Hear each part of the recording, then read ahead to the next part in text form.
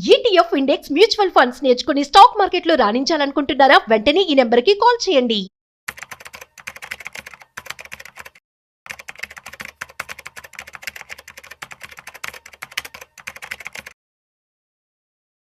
నమస్తే, welcome to Suman TV. నేను విష్ణు. ప్రస్తుతంతో పాటు certified financial planner Ram Prasad గారు ఉన్నారు. వారితో మాట్లాడదాం. సార్ నమస్తే. సార్ రామ్ ప్రసాద్ గారు. నమస్తే అండి.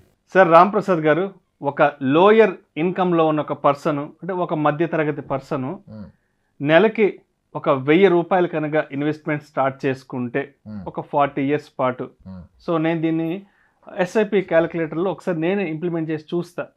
నెలకి 1000 రూపాయలు 40 years ఇన్వెస్ట్ చేస్తే ఎంత వస్తుంది ఏంటనేది ఒకసారి నేను చూసి మిమ్మల్ని అడుగుతాను. అసలు రిటర్న్స్ ఏంటి, ఎలా ఉన్నాయి ఒకసారి.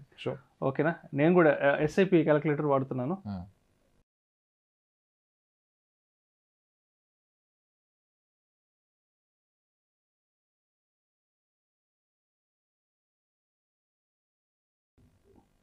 సార్, ఒక లోయర్ ఇన్కమ్ గ్రూప్లో ఉన్న ఒక పర్సన్, ఒక బాబు పుట్టినప్పుడు లేదంటే ఒక పాప పుట్టినప్పుడు, ఆ పాప పేరు మీదో లేదంటే ఆ బాబు పేరు మీదో నెలకు ఒక 1000 రూపాయలు ఇన్వెస్ట్ చేస్తూ పోతే, ఆ పిల్లవాడికి ఒక 25 సంవత్సరాలు వయసు వచ్చాక అతనికి ఉద్యోగం వస్తుంది. అతను ఆ ఉద్యోగంలో సెటిల్ అవుతాడు. సో 25 సంవత్సరాల వరకు ఆ 1000 రూపాయలు అనేది ఆ తండ్రి ఇన్వెస్ట్ చేశాడు.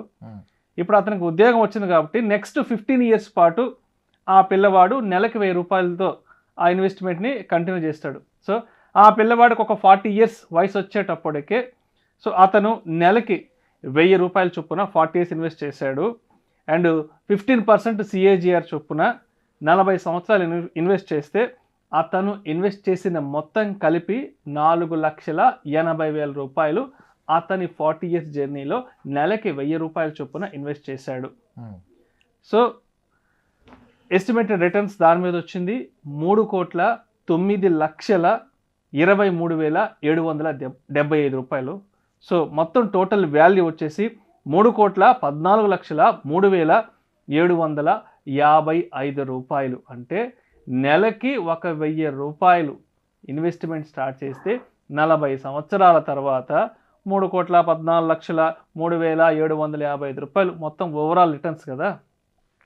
సో 1000 రూపాయలతో ఒక ఇన్వెస్ట్మెంట్ స్టార్ట్ చేస్తే ఇంత మంచి రిటర్న్స్ వస్తున్నప్పుడు, అంటే మీరు ఎందుకు ఎప్పుడు మిడిల్ ఇన్కమ్ గ్రూప్లో ఉన్న వాళ్ళకి ఇటువంటి రిటర్న్స్ గురించి ఎప్పుడు చెప్పరు? ఎంతసేపటికి హై నెట్ వర్త్ పీపుల్కి సంబంధించి నెలకు ఒక 4 లక్షలు, నెలకు ఒక 10 లక్షలు శాలరీస్ వచ్చే వాళ్ళని కాన్సన్ట్రేట్ చేస్తుంటారు. కానీ అంటే ఒక 1000 రూపాయలతో ఇన్వెస్ట్మెంట్ ప్లాన్ చేస్తే వాళ్ళకి ఎంత పెద్ద బెనిఫిట్ ఉన్నప్పుడు మరి ఎందుకు ఇటువంటి వాళ్ళకి మీరు, అంటే ఇక్కడ మనకి ఎస్ఐపి క్యాలిక్యులేటర్ వేసాం, ఇదేదో నోట్ లెక్క లేదు, ఏదో సరదాగా మనం చెప్పిన లెక్క కాదు. కాబట్టి డెఫినెట్గా ఈ వీడియో చూసినప్పుడు ఎవరైనా ఇన్స్పైర్ అయ్యి అతను ఒక 1000 రూపాయలతో ఇన్వెస్ట్మెంట్ స్టార్ట్ చేస్తే అతనికి కూడా కోట్లు వచ్చే అవకాశం ఉంది కదా.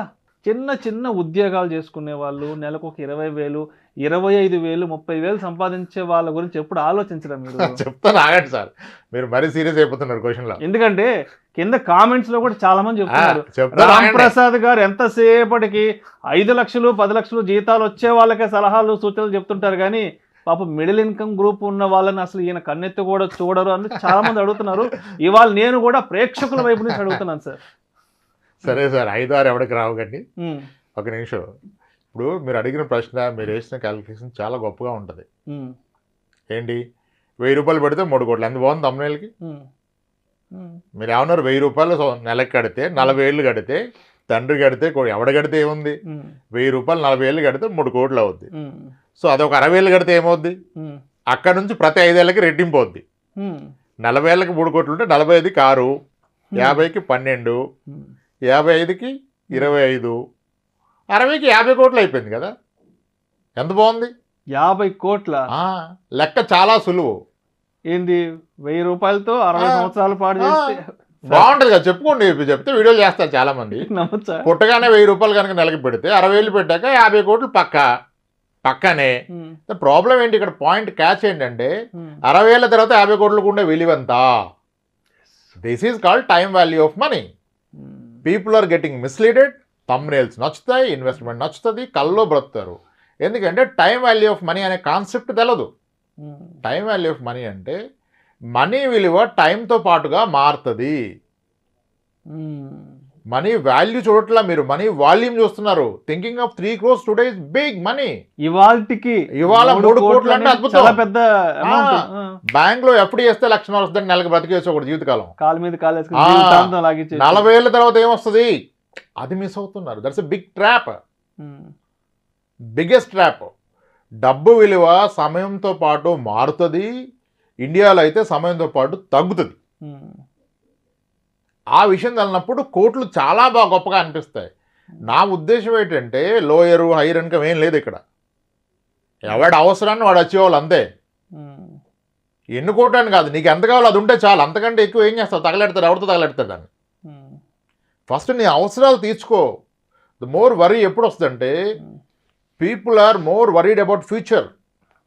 భవిష్యత్తు గురించి వీడు బెంగెట్టేసుకొని భవిష్యత్తు ఉంటుంది, వీడు భవిష్యత్తులో వీడు పోతాడు ఈ గ్యాప్లో.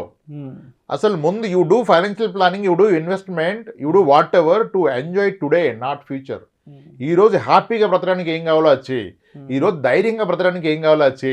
40 ఏళ్ళ తర్వాత 3 కోట్లు వస్తాయి, 40 ఏళ్ళు తినకుండా దాస్తుంటే తప్పదు. అర్థమైంది కదా. Time value of money is a concept. మీ ప్రతి wrong investment is happening because you don't know the time value of money.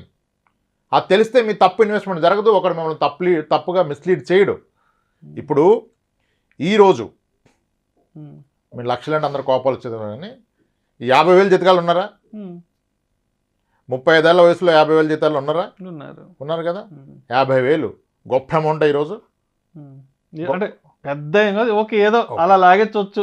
Okay, కానీ ఇదే వ్యక్తి ఈరోజు 35 ఏళ్ల వయసు ఉన్న వ్యక్తి 50,000 రూపాయలు సంపాదిస్తున్న వ్యక్తి, అతనికి 20,000 ఉన్నప్పుడు డిగ్రీ ఫైనల్ ఇయర్లో ఉన్నప్పుడు అతని డ్రీమ్ శాలరీ ఎంత తెలుసా? ఆడి కల్లో గొప్ప జీతం ఎంత? 50,000 కాదు, 20,000 వస్తే అద్భుతంగా బ్రతకొచ్చు. 25,000 వస్తే ఇంకేం కావాలనుకున్నాడు. ఈరోజు 50 వస్తే ఏమర్థమైంది ఆయనకి? ఏమి అవదరా శాలరీ కాదు అని అర్థమైంది.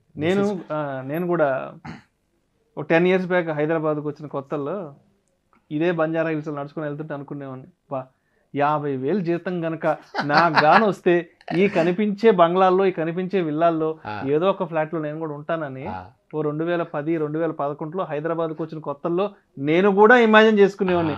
బట్ ఇప్పుడు 50,000 అనేది నథింగ్ అసలు. గత వీడియోలో కూడా ఏదో వీడియోలో నేను చట్నీస్లో బ్రేక్ఫాస్ట్ అందరూ ఆయన కోపం వచ్చింది, కామెంట్ పెట్టాడు, అంత చిల్లరగా మాట్లాడదు మీరు చట్నీస్లో బ్రేక్ఫాస్ట్. అదే జరుగుతుంది. ఇప్పుడు ఒక విషయం చెప్తాను sir, time value of money taluka mislead అవుతాం. ఇప్పుడు 1985, 86లో ఉద్యోగం వచ్చిన వ్యక్తికి, సగటు వ్యక్తికి, ఫస్ట్ అది కూడా కాదు ఇంకో క్వశ్చన్ అడుగుతాం, ఒక 86, 88వ సంవత్సరం 1986, 88 సంవత్సరంలో ఒక మిడిల్ క్లాస్ ఫ్యామిలీ మంత్లీ ఖర్చు ఎంత ఉంటుంది అనుకుంటున్నారు మీరు? ఒక సాధారణ family, middle class family town, ఒక మండల్ హెడ్ క్వార్టర్లో, ఆ రోజు మండల్ హెడ్ క్వార్టర్స్ ఉంటే ఒక నెలవారీ ఖర్చు ఎంత అయ్యేదండి? 85, 86, 80 టైంలో ఒక గెస్ కొట్టండి మీరు. ఒక 1000 రూపాయలు ఉండేదా? ప్రసక్తి లేదు 1000 రూపాయలు ఉండడానికి. ఎవరికి జీతం 1000 రూపాయలు? ఆ రోజు జీతం కూడా 1000 రూపాయలు లేదు. ఎవరికి ఉంది అడగండి.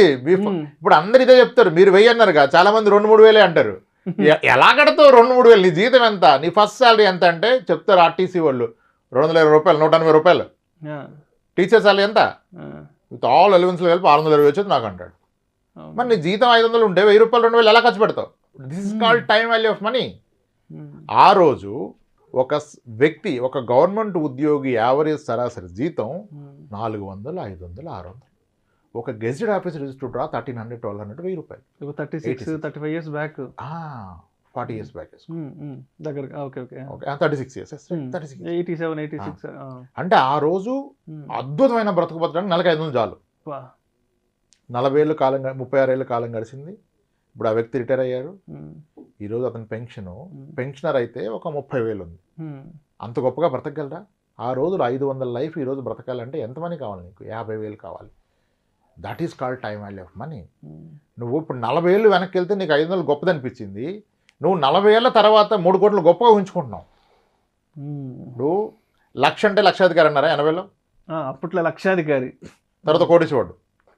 90s వచ్చేటప్పుడు కోటీశ్వరుడు. What is 1 crore today? What is 1 crore today? Not even 1 crore. అసలు మరి ఇంకా మీరు 40 ఏళ్ళ తర్వాత 4 కోట్లు ఏం మాడతారు అసలు? 86లో 1,00,000 అన్నారు. ఎందుకన్నారంటే ఆ రోజు 1,00,000 ఉంటే, నీ దగ్గర 1,00,000 ఆ రోజు ఉంటే బ్యాంక్ వాడు 15% రేట్ ఆఫ్ ఇంట్రెస్ట్ ఇచ్చాడు per year. 15% per year is what 18%, దానికి 15 కూడా 18% పర్ ఇయర్ అంటే ₹1,00,000 బ్యాంకులో వేస్తే నెలకి 1,500 వచ్చేది. నీకు బ్రతకడానికి 500 చాలు. 1,500 అంటే అద్భుతం కదా. ఇంకా జీవితానికి ఇంకేం కావాలా? మరి ఆ రోజు 1,00,000 ఈ రోజు 1,00,000 ఒకటేనా? This is called time value of money. అది తెలవనప్పుడు ప్రతి ఇన్వెస్ట్మెంట్ రాంగ్ వెళ్తుంది, ప్రతి అజంప్షన్ బాగుంటుంది, థంబ్నెయిల్స్ బాగుంటాయి, రియాలిటీలో అక్కడ ఏం ఉండదు నీకు. మీరు చెప్తుంటే అంటే నాకు సంబంధించిన ఒక రియల్ టైం సినారియో గుర్తొస్తుంది. నెల్లూరులో మేము 97, 98 ఆ టైంలో ఒక మంచి ప్రైమ్ ఏరియాలో ఉండేవాళ్ళమి. మా ఎదురు సేల్కి పెట్టారు. 3 లక్షలు అనమాట. ఇది 97, 98లో 3 లక్షలు. అది చెప్పాలంటేనే కాళ్ళు వణికేటి. ఎవరైనా చుట్టుపక్కల అడుగుతారు కదా, బయట సేల్ బోర్డు పెట్టుండేవాళ్ళు కదా, ఎంతండి అంటే 3 లక్షల. అమ్మో 3 లక్షల! 3 లక్షలు పెట్టి అసలు మనం ఏడ కొంటామండి? అసలు 3 లక్షలు నోట్లో ఉచ్చరించడానికి కూడా అసలు మనకి అర్హత లేదు అన్నట్లుగా ఉండేది 97, 98లో. సార్ 1994లో హైదరాబాద్లో top most builder flats are at 5 lakhs, 6 lakhs. Top most builder 3 BHK flats. So that's called time value of money. Coming to ప్రాక్టికల్గా జనాలు ఇప్పుడు కొన్ని పాలసీలు వచ్చాయి, గ్యారంటీడ్ ఇన్కమ్ పాలసీస్. మనం కూడా చేసాం ఒక వీడియో. ఓకే, ఇప్పుడు ఒక పాలసీ టిపికల్గా ఎలా ఉందంటే, మీరు ఎవ్రీ ఇయర్ 5 lakhs కట్టండి, 12 years కట్టండి, 1 year హాలిడే. అన్ని ఇన్సూరెన్స్లు ఉన్నాయి, ఒకటి ఆడిట్ అనేం లేదు. 1 year హాలిడే. నెక్స్ట్ ఇయర్ నుంచి 14th year నుంచి మీరు కట్టిన 5 lakhs ఎవ్రీ ఇయర్ మీకు ఇస్తాను ఫర్ ద నెక్స్ట్ 30 years. అక్కడి నుంచి 30 years తర్వాత మళ్ళీ మీరు ఇప్పటిదాకా కట్టిన అమౌంట్ ఇస్తా అంటే అద్భుతం కదా. ఆయన ఏమంటాడంటే, సార్ మీరు కట్టేది ఎంత సార్? 12 నెలలకు 60 లక్షలు. మీకు 60కి 60 వస్తుంది కదా సార్ ఎవ్రీ ఇయర్. ఇంకా పెన్షన్ కదా సార్, ఇంకేంటి సార్? సంవత్సరానికి 5 లక్షలు వస్తే ఇంకా తిరుగుందా సార్?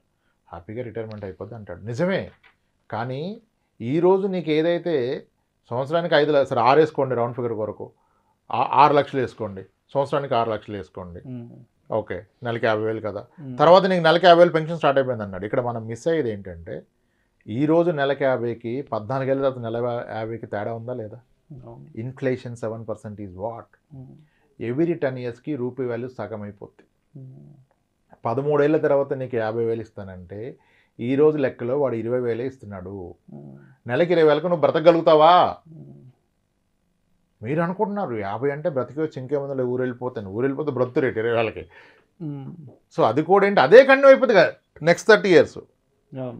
నీకు 13, 14 ఏళ్ళ తర్వాత 50,000 అంటే ఈరోజు 20. మరి అదే 50 ఉంటే ఇంకో 10 ఏళ్ళు పోయాక ఈరోజు 10,000. 10,000కి బ్రతకలేం కదా. ఇది మర్చిపోయి మనం కొంటున్నాం, ట్రాప్ అవుతున్నాం.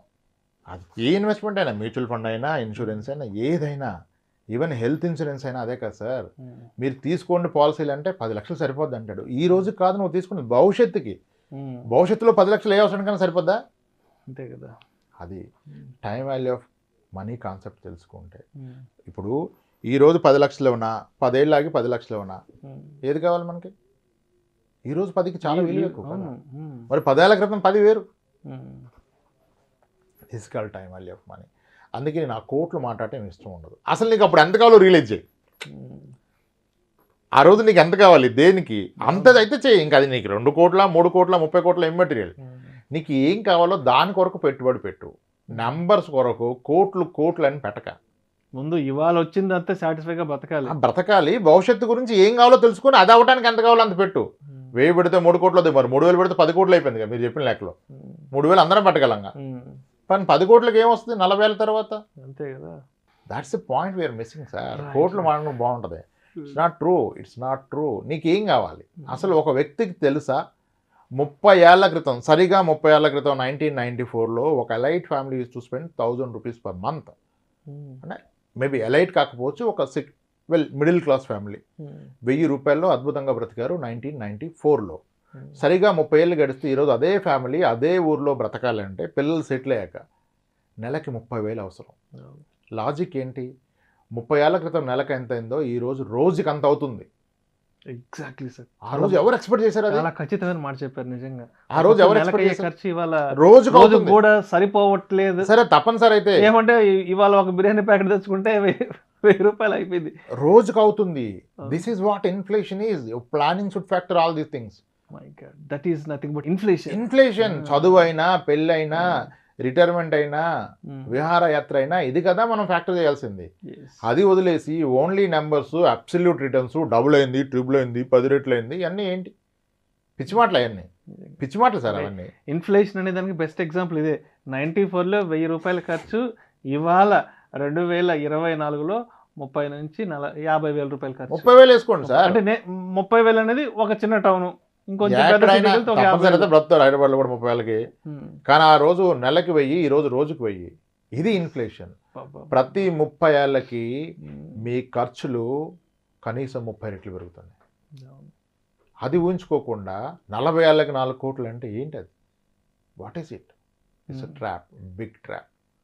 Don't go by figures, numbers, జీరోస్లో ఏమి లేదు వాల్యూ. మనకి ఎప్పుడు కావాలి, ఎంత కావాలి, ఈ డెడికేషన్కి ఎంత అవుద్ది. ఈరోజు 30 లక్షలు లేదు 10 లక్షలు, మరి 10 ఏళ్ళ తర్వాత 20 లక్షలు, 20 ఏళ్ళ తర్వాత 40కి ఏం కావాలి అచ్చీవ్ నువ్వు. అది నీకు 20 ఏళ్ళకే కావాలి. ఇటు పుట్టాడుగా 18 ఏళ్ళకే కావాలి కదా ఆడికి. నువ్వెందుకు 40 ఏళ్ళకి మాడుతున్నావు? 40 ఏళ్ళకి ఆర్డర్ చేసుకుంటాడు. ఆడికి సరిగ్గా చదివిస్తే ఆడు దాన్ని చాలా సంపాదిస్తాడు. That's the point. అది మిస్ అవుతాం. లెంది అయిపోద్ది మన వీడియో. కానీ థ్యాంక్ యూ సార్. అది అందుకనే మనం ఈ కోట్లు మాట్లాడడం. Right sir. Thank you so much Ramprasad గారు. మొత్తానికి ఆడియన్స్ అడుగుతున్నట్టు, ఎందుకు రాంప్రసాద్ గారు ఎక్కువ హై నెట్ వర్త్ పీపుల్ని, అంటే వాళ్ళకే సలహాలు సూచనలు ఇస్తుంటాడు, మిడిల్ ఇన్కమ్ గ్రూప్ వాళ్ళకి ఎందుకు పెద్దగా ఆయన పట్టించుకోరు అనే ఆస్పెక్ట్లో ఆడియన్స్ పాయింట్ ఆఫ్ వ్యూలో, ఆడియన్స్ వైపు నుంచి నేను ఈ క్వశ్చన్ అడగడం జరిగింది. చాలా చక్కగా మీ విశ్లేషణ తెలియజేశారు. Thank you so much sir. Right. Suman టీవీలో మీ పర్సనల్ అండ్ బిజినెస్ ప్రమోషన్స్ కోసం కింది నెంబర్కి కాంటాక్ట్ చేయండి.